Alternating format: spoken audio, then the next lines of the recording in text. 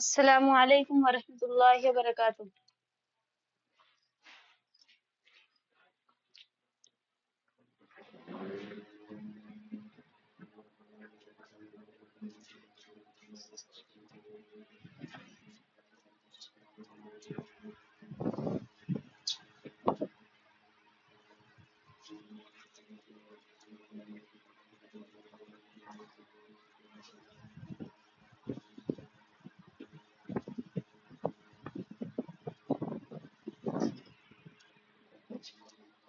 السلام علیکم۔ بسم اللہ الرحمن الرحیم۔ صراط مستقیم کورس 13واں سبق۔ ہر سبق کی طرح اس سبق میں بھی انشاءاللہ العظیم 5 باتیں پڑھی جائیں گی انشاءاللہ۔ نمبر 1 قرآن کریم کی آیت، نمبر 2 حدیث، نمبر 3 عقیدہ، نمبر 4 مسئلہ، نمبر 5 ایک مسنون دعا۔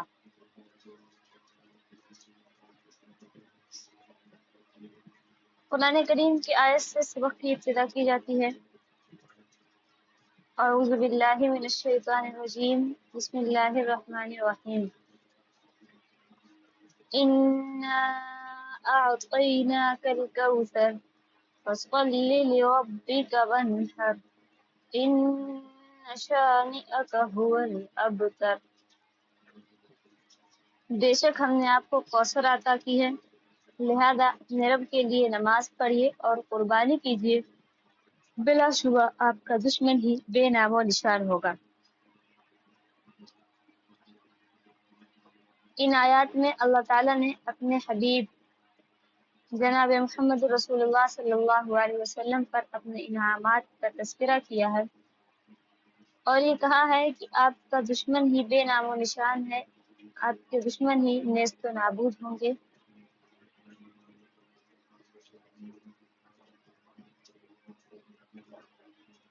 اس کا مطلب اس آیت کا شان نزول سمجھنے سے ہمیں سمجھ میں آئے گا۔ اس آیت کے شان نزول میں بتایا جاتا ہے کہ اہل عرب جب وہاں پر اہل عرب اور مشرکین مکہ جب وہاں پر کسی کی اولاد کا انتقال ہو جاتا تو اسے کہا جاتا تھا کہ اب تو اس کا نام لینے والا کوئی نہیں رہے گا، اب تو یہ بے نام و نشان ہو جائے گا۔ تو جب آپ صلی اللہ علیہ وسلم کے بیٹے قاسم یا ابراہیم کا انتقال ہوا تو آپ کے دشمنوں نے کہا کہ اب ان کا نام لینے والا کوئی نہیں رہے گا، بلا ان کا نام تو کیا کوئی ان کا نام جانے گا نہیں، آپ کے دشمنوں نے کہا۔ تو اللہ تعالیٰ نے وہی فرمایا ہے کہ ہم نے آپ کو کوثر عطا کی ہے۔ کوثر یعنی خیر کثیر۔ اب خیر کثیر کہتے ہیں بہت ساری بھلائیوں کو، جیسے اللہ تعالیٰ نے ہمارے نبی کو تمام نبیوں کا نبی بنا کر بھیجا ہے، اللہ تعالیٰ نے ہمارے نبی کو قرآن کریم عطا کیا ہے، اسی طرح سے اللہ تعالیٰ نے ہمارے نبی کو شفاعت کبریٰ، قیامت کے دن سب سے بڑی شفاعت ہمارے نبی کو عطا کی گئی ہے۔ بہت ساری چیزیں خیر کثیر ہیں، اور اسی طرح سے خیر کثیر میں آپ صلی اللہ علیہ وسلم نے فرمایا کہ قیامت کے دن آپ صلی اللہ علیہ وسلم کو حوض کوثر دیا جائے گا، جس سے آپ کی امت سیراب ہوگی، آپ کی امت کو پانی پلایا جائے گا۔ آپ صلی اللہ علیہ وسلم نے فرمایا کہ قیامت کے دن اس حوض سے پانی پینے والے کو جنت کے داخلے تک پیاس نہیں لگے گی۔ اور ایک جگہ بتایا گیا ہے کہ جب لوگ حوض کوثر کے پاس آئیں گے تو کچھ لوگوں کو فرشتے روک لیں گے، تو آپ صلی اللہ علیہ وسلم فرمائیں گے کہ انہیں آنے دو، یہ تو میرے امتی ہیں۔ تو فرشتے ان سے کہیں گے کہ آپ کو نہیں معلوم کہ آپ کے جانے کے بعد انہوں نے کیا کیا باتیں دین میں بنائی، یعنی دین میں انہوں نے بدعت کی۔ دین میں نئی بات پیدا کرنا بدعت ہے، جو بات دین میں نہیں ہے، جو کام ہمارے نبی نے نہیں کیے، جو کام صحابہ نے نہیں کیے، اگر نئی نئے کام، نئی باتیں اگر ہم کریں گے تو اسے حوض کوثر نہیں نصیب ہوگا۔ اس سے پتہ چلا کہ ہمیں حوض کوثر کے لیے اللہ تعالیٰ سے دعا کرنی چاہیے، اور بدعات سے بچنے کے لیے بھی اللہ تعالیٰ سے دعا کرنی چاہیے کہ اللہ تعالیٰ ہمیں بدعات سے محفوظ رکھیں۔ پھر ہے فَصَلِّ لِرَبِّكَ وَانْحَرْ، لہذا اپنے رب کے لیے نماز پڑھیے اور قربانی کیجیے۔ اب اللہ تعالیٰ یہ کہہ رہے ہیں کہ ہم نے آپ کو بہت ساری چیزیں دی ہیں، حوض کوثر دیا، خیر کثیر دیا، اب آپ اپنے رب کا شکریہ ادا کیجیے، نماز پڑھیے اور قربانی کیجیے۔ اور جب کوئی چیز عطا کرتا ہے تو انسان اس کو شکریہ ادا کرتا ہے، اور جب اللہ رب العزت خیر کثیر عطا کر رہے ہیں اپنے نبی کو تو بھلا وہ کیوں نہ اللہ تعالیٰ کی شکریہ ادا کریں۔ لہٰذا اپنے رب کے لیے نماز پڑھیے اور قربانی کیجیے، بلا شبہ آپ کا دشمن ہی بے نام و نشان ہوگا۔ یعنی آپ صلی اللہ علیہ وسلم کا نام تو قیامت تک لیا جائے گا، جو آپ کے دشمن ہیں، جو اہل عرب ہیں، مشرکین مکہ ہیں، جو آپ کو برا بھلا کہنے والے ہیں، وہی بے نام و نشان ہوں گے، ان کا نام لینے والا کوئی نہیں ہوگا۔ لہذا آپ صلی اللہ علیہ وسلم کی اولاد، آپ کی بیٹی حضرت فاطمہ سے نسل چلی ہے، یہ آپ صلی اللہ علیہ وسلم کی جسمانی اولاد ہوئی، اور جو شخص مسلمان ہے، جو شخص آپ صلی اللہ علیہ وسلم کا کلمہ پڑھتا ہے، آپ صلی اللہ علیہ وسلم کا امتی ہے، وہ بھی آپ صلی اللہ علیہ وسلم کی اولاد میں شامل ہے، وہ روحانی اولاد۔ آپ صلی اللہ علیہ وسلم کی جسمانی اولاد بھی موجود ہے اور روحانی اولاد بھی۔ اور جو لوگ آپ صلی اللہ علیہ وسلم کو کہتے تھے کہ آپ بے نام و نشان ہوں گے، وہی بے نام و نشان ہیں، ان کا نام لینے والا کوئی نہیں۔ لہٰذا ان آیات میں اللہ تعالیٰ نے اپنے نبی پر جو انعامات کیے ہیں ان کا تذکرہ کیا ہے، اور آپ کے دشمنوں کے بے نام و نشان ہونے کا تذکرہ کیا ہے۔ نمبر 2، اللہ تعالیٰ کی اطاعت سب سے بڑھ کر ہے۔ عن عمران بن حسین رضی اللہ عنہ قال قال رسول اللہ صلی اللہ علیہ وسلم لا طاعت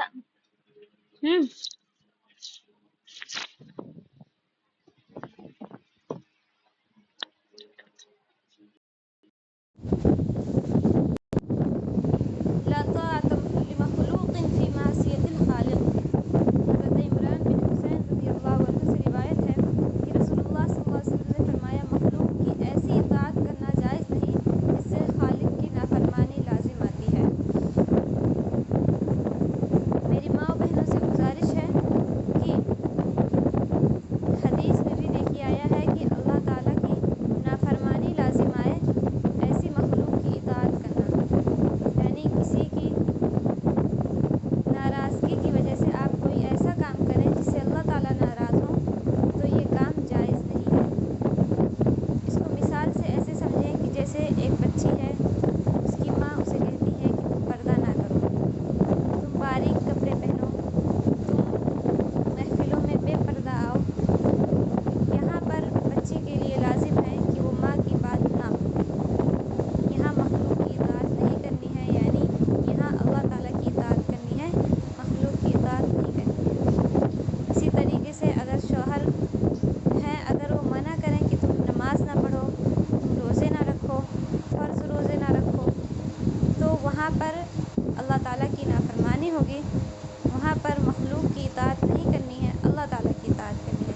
اسی طرح سے عورتیں لوگوں کو خوش کرنے کے لیے اللہ تعالیٰ کی نافرمانی کرتی ہیں، سوچتی ہیں کہ لوگ خوش ہو جائیں، حالانکہ دنیا وقتی طور پر خوش ہوگی، اور اللہ تعالیٰ کے یہاں ہمیشہ کے لیے ہمیں جانا ہے، وہ ابدی ہے، دائمی ہے، وہاں ہمیشہ رہنا ہے۔ یہاں دنیا وقتی طور پہ آپ سے ناراض ہوگی، پھر اس کے بعد آپ کو کوئی دیکھنے نہیں آئے گا کہ آپ کیسے ہیں کیسے نہیں ہیں۔ آپ کو اللہ تعالیٰ کے یہاں جانا ہے، وہاں جواب دینا ہے، تو اس لیے ضروری ہے کہ آپ اللہ تعالیٰ کی اطاعت کریں اور مخلوق کو زیادہ خوش کرنے کی کوشش کریں۔ مخلوق یعنی انسان، مخلوق میں ہر مخلوق شامل ہے۔ اس حدیث کا مطلب یہی ہے کہ ہمیں لوگوں کو خوش کرنے کے لیے اللہ تعالیٰ کو ناراض نہیں کرنا ہے۔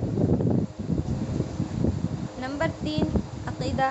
آج کا عقیدہ ہے عظمت انبیاء اکرام علیہم السلام و علوم نبوت۔ عظمت انبیاء اکرام علیہم السلام۔ کائنات کی تمام مخلوقات میں سب سے اعلیٰ مرتبہ اور مقام حضرات انبیاء اکرام علیہم السلام کا ہے، اور انبیاء اکرام علیہم السلام میں سے بعض سے افضل ہیں، اور حضور اکرم صلی اللہ علیہ وسلم تمام انبیاء اکرام علیہم السلام سے اعلیٰ اور افضل اور تمام انبیاء علیہم السلام کے سردار ہیں۔ ایک مسلمان ہونے کی وجہ سے ہمارا یہ عقیدہ ہونا چاہیے کہ دنیا کی تمام مخلوقات میں، یعنی دنیا میں جتنی مخلوق ہیں، جتنے لوگ ہیں اور جتنی بھی مخلوق ہیں، چاہے انسان، جنات، فرشتے، شیطان، اس میں سب سے اعلیٰ مرتبہ اور مقام حضرات انبیاء اکرام علیہم السلام کا ہے۔ نبیوں کا مرتبہ سب سے بڑا ہے، سب سے بلند ہے، اور انبیاء اکرام علیہ السلام سے بعض سے افضل ہیں، یعنی کچھ نبی سے افضل ہیں، اور حضور اکرم صلی اللہ علیہ وسلم تمام انبیاء اکرام علیہ السلام سے اعلیٰ اور افضل ہیں۔ یہ بھی ہمارا عقیدہ ہونا چاہیے، اور آپ صلی اللہ علیہ وسلم تمام انبیاء علیہ السلام کے سردار ہیں۔ پھر عظمت علوم نبوت۔ ہر نبی اپنے زمانے میں شریعت مطہرہ کا سب سے بڑا عالم ہوتا ہے، یعنی جس کو اللہ تعالیٰ نبی بنا کے بھیجتے ہیں وہ اپنے زمانے میں ہر طرح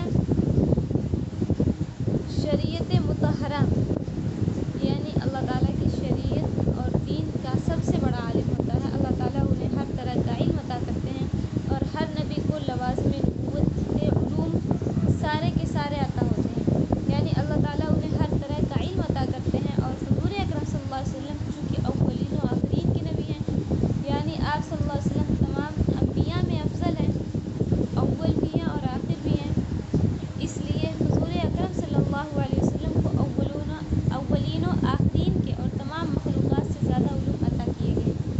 یہ بھی ہمارا عقیدہ اور ایمان ہونا چاہیے کہ جو نبی ہوتا ہے اس کو اللہ تعالیٰ تمام علوم عطا کرتے ہیں، اور ہمارے نبی جناب محمد رسول اللہ صلی اللہ علیہ وسلم اولین و آخرین کے نبی ہیں، اور ہمارے نبی حضرت محمد صلی اللہ علیہ وسلم کو اولین و آخرین کے تمام مخلوقات سے زیادہ علم عطا کیے گئے۔ یہ ہمارا عقیدہ ہونا چاہیے ایک مسلمان ہونے کی وجہ سے۔ نمبر 4، حیض کے بقیہ احکام و مسائل۔ حیض کے مسائل ہم نے پچھلے سبق میں پڑھے ہیں، اور باقی مسائل یہاں پر ہیں۔ حیض کے بقیہ احکام و مسائل۔ نمبر 1، حمل کے زمانے میں اگر خون آ جائے تو وہ حیض نہیں بلکہ استحاضہ ہے۔ حیض کسے کہتے ہیں؟ پچھلی سبق میں پڑھا گیا ہے کہ ہر مہینے عورت کو 7 دن، 5 دن، 10 دن جو حیض آتا ہے، خون آتا ہے، اسے حیض کہا جاتا ہے، اور اگر 10 دن سے زائد ہو یا پھر 3 دن سے کم ہو تو وہ حیض نہیں ہے۔ اس کی بہت ساری قسمیں ہیں۔ نمبر 1، حمل کے زمانے میں اگر خون آ جائے۔ حمل کے زمانے میں یعنی پریگننسی کے زمانے میں اگر خون آ جائے تو وہ حیض نہیں بلکہ استحاضہ ہے۔ یہاں تک کہ بچے کی پیدائش سے پہلے جو خون آتا ہے وہ بھی استحاضہ ہے، اور پیدا ہونے کے بعد جو خون آتا ہے وہ نفاس ہے۔ یعنی استحاضہ کا حکم یہ ہے کہ اگر کوئی عورت استحاضہ ہے تو اس کو نماز معاف نہیں ہے، نماز پڑھنا ضروری ہے۔ حیض اور نفاس میں نماز معاف ہے۔ وہی بتایا گیا ہے کہ اگر دوران حمل آپ کو خون آ جا رہا ہے تو وہ استحاضہ ہے، حیض نہیں ہے، اس وقت نماز پڑھنی ہے۔ اسی طرح سے بچے کی پیدائش سے پہلے، ولادت سے پہلے جو خون آتا ہے وہ بھی استحاضہ ہے، اور پیدا ہونے کے بعد جو خون آتا ہے وہ نفاس ہے۔ نمبر 2، اگر کسی کو فرض نماز پڑھتے ہوئے حیض آ گیا تو نماز چھوڑ دے، یہ نماز بالکل معاف ہو گئی۔ یعنی اگر آپ نماز پڑھ رہی ہیں، حیض آ گیا، خون آ گیا تو نماز چھوڑ دیجئے، نماز معاف ہو جائے گی، اور اس کی قضا پڑھنی بھی واجب نہیں ہے۔ اگر نفل یا سنت میں ایسی صورت پیش آ گئی تو نماز ختم کر دے، لیکن پاک ہونے کے بعد اس کی قضا پڑھنی واجب ہے۔ دھیان سے سمجھیے یہ مسئلہ۔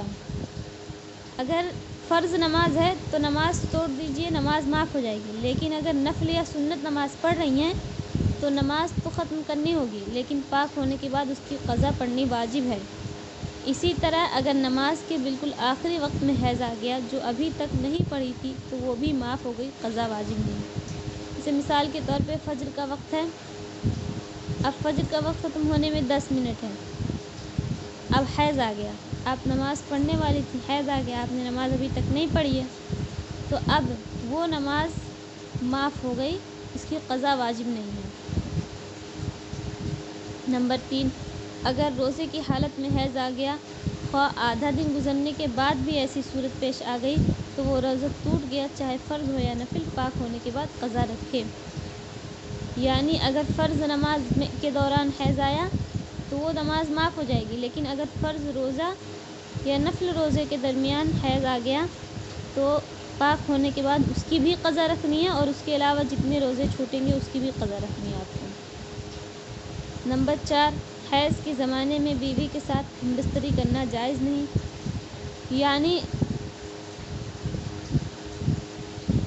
صحبت کرنا جائز نہیں۔ اسی طرح بیوی کے ناف سے لے کر گھٹنے تک کے جسم کو بغیر کسی کپڑے کے ہاتھ لگانا، یعنی برہنہ جسم کو چھونا اور جسم سے جسم ملانا بھی جائز نہیں۔ اس کے علاوہ بیوی کا بوسہ لینا، پیار کرنا، اس کے ساتھ کھانا پینا اور لیٹنا سب جائز ہے۔ یعنی حیض کے زمانے میں صرف صحبت کرنا جائز نہیں ہے، اس کے علاوہ کھانا پینا سب کچھ جائز ہے۔ بعض لوگ کہتے ہیں کہ حیض کے زمانے میں بیوی کے ہاتھ کا کھانا درست نہیں ہے، کھانا کھانا جائز نہیں ہے، سب جائز ہے، کھانا کھا سکتے ہیں۔ نمبر 5، حیض کا خون رکنے کے بعد ہم بستری کے جائز یا ناجائز ہونے میں کچھ تفصیل۔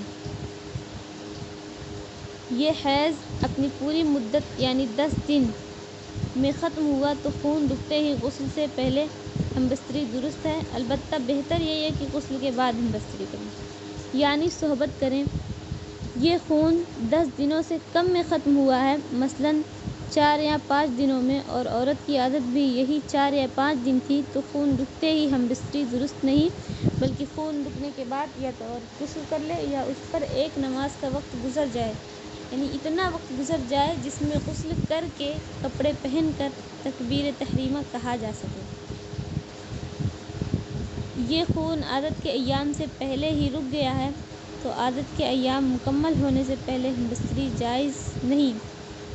اب عادت کے کیونکہ اندیشہ ہے کہ خون وقتی طور پر بند ہوا اور دوبارہ جاری ہو جائے، جیسے عادت کے ایام کسی کے 6 دن ہیں، اب 5 دن میں خون بند ہو گیا تو اب خون بند ہونے کے فوراً بعد ہم بستری کرنا جائز نہیں، کیونکہ ابھی شک ہے، اندیشہ ہے کہ ہو سکتا ہے وقتی طور پر بند ہوا ہو دوبارہ آ جائے۔ نمبر 6، اگر خون 1-2 دن آ کر بند ہو گیا تو غسل کرنا واجب نہیں، وضو کر کے نماز پڑھیں، لیکن ابھی تعلق قائم کرنا درست نہیں۔ اگر 15 دن سے پہلے دوبارہ آ جائے تو سمجھا جائے گا کہ اس پورے عرصے میں خون جاری رہا ہے۔ اب سابقہ عادت کو دیکھ کر حیض اور استحاضہ کے ایام کی تعین کریں۔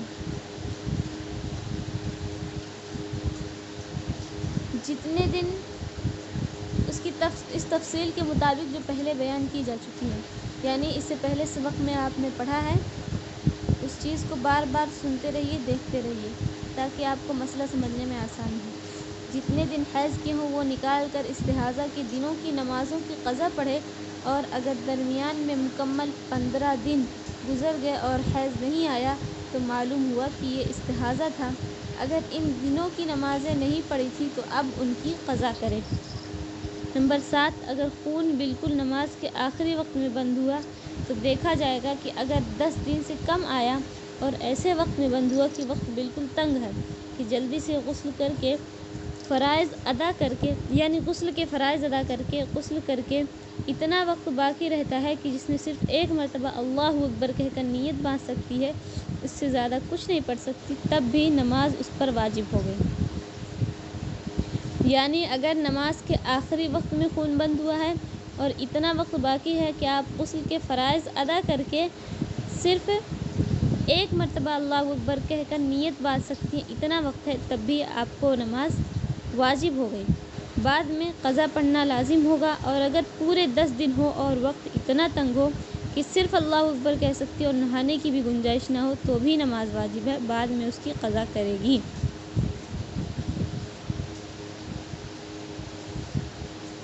یعنی اگر کسی کو نماز کے وقت، ابھی نماز کا وقت بالکل اتنا کم باقی ہے کہ صرف اللہ اکبر کہہ سکتی ہے اور خون بند ہو گیا، تب بھی وہ نماز آپ کے ذمہ واجب ہے، آپ کو اس نماز کی قضا کرنی ہوگی۔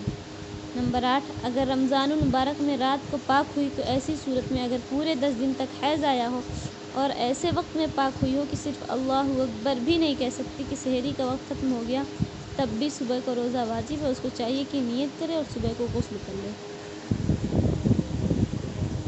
یعنی سحری کا وقت ختم ہونے سے پہلے خون بند ہو گیا اور اتنا وقت نہیں باقی ہے کہ صرف اللہ اکبر کہہ سکے، تب بھی وہ روزہ آپ پر فرض ہے، آپ پر واجب ہے، آپ کو چاہیے کہ نیت کرے اور صبح کو غسل کر لیں۔ نمبر 9، اگر 10 دن سے کم حیض آیا اور ایسے وقت پاک ہوئی کہ صرف فرائض غسل ادا کر کے غسل تو کر لے گی لیکن روزے کا وقت ختم ہونے سے پہلے اللہ اکبر تک نہیں کہہ سکتی، تب بھی روزہ واجب ہوگا۔ اگر غسل نہ کیا ہو تو چاہیے کہ روزے کی نیت کر لے اور غسل بعد میں کر لے، یعنی صبح کو غسل کر لے۔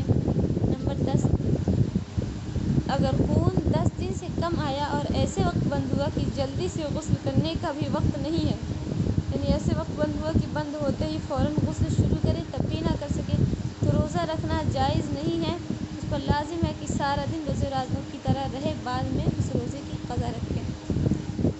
اگر کسی کو رمضان میں صبح کے وقت خون بند ہو گیا اور پھر سحری کا وقت بھی ختم ہو گیا ہے، اب ایسے وقت میں بند ہوا ہے کہ بند ہوتے ہی اگر آپ فوراً غسل کریں گی تب بھی نیت نہیں کر سکتی تو روزہ رکھنا جائز نہیں ہے، آپ پر لازم ہے کہ سارا دن روزے داروں کی طرح رہیں اور بعد میں اس روزے کی قضا کریں۔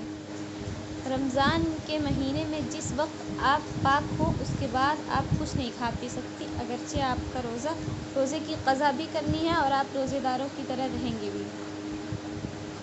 نمبر 11، ایک عورت پر کسی وجہ سے غسل واجب تھا اور ابھی غسل نہ کر پائی تھی کہ حیض آ گیا، تو ایسی صورت میں اس پر غسل واجب نہیں رہا، جب حیض سے پاک ہو جائے تب غسل کر لے، ایک ہی غسل دونوں کی طرف سے کافی ہو جائے گا۔ نمبر 12، حیض کے دنوں میں مستحب ہے کہ نماز کا وقت آنے پر وضو کر کے کسی پاک جگہ پر بیٹھ کر تھوڑی دیر اللہ اللہ کر لیا کرے تاکہ نماز کی عادت نہ چھوٹے اور پاک ہو جانے کے بعد نماز سے دل نہ گھبرائے۔ یعنی حیض کے دنوں میں یہ چیز مستحب ہے، اچھی ہے کہ نماز کا وقت ہونے پر آپ وضو کر کے کسی پاک جگہ پر بیٹھیے اور اللہ اللہ کچھ دیر کر لیا کریے تاکہ نماز کی عادت نہ چھوٹے اور پاک ہو جانے کے بعد نماز سے دل نہ گھبرائے۔ نمبر 5، آج کی دعا، کھانا کھانے وقت کی دعا۔